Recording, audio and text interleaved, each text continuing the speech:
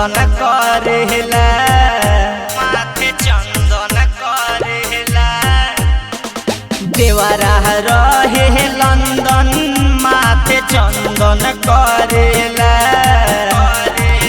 घूंघटा उठवा के अभिनंदन करेला।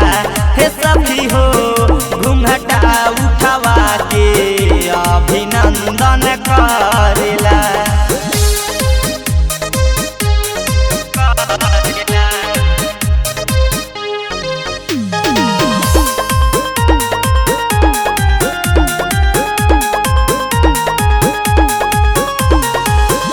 ना जाने कैसन रहन पहिले बसखी, हमारा तलाह के ओकरा मारल बमती, हमारा तलाह के ओकरा मारल बमती।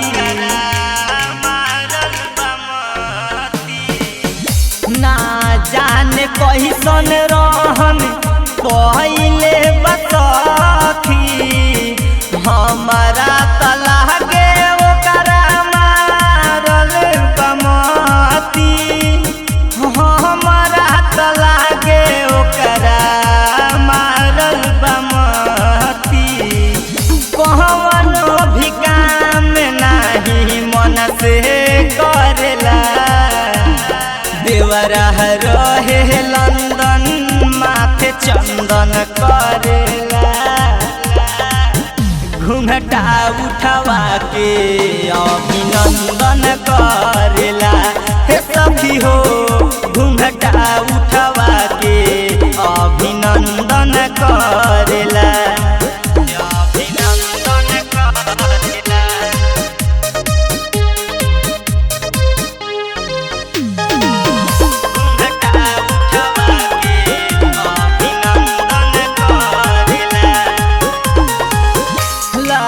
जो न लागे ओकरा रहे हरदम रेडी, सेज पर बिठा के रोज करेले कॉमेडी, सेज पर बिठा के रोज करेले कॉमेडी, करेले कॉमेडी।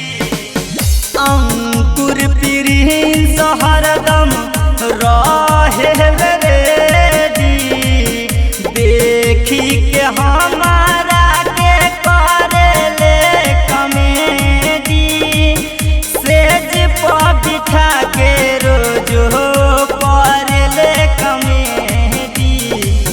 चंदन अभिषेक घरावा में अनबन करेला, देवरा रहे लंदन माथे चंदन करेला,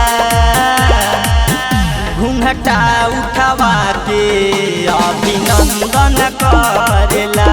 हे सखी हो घूंघटा उठवा के अभिनंदन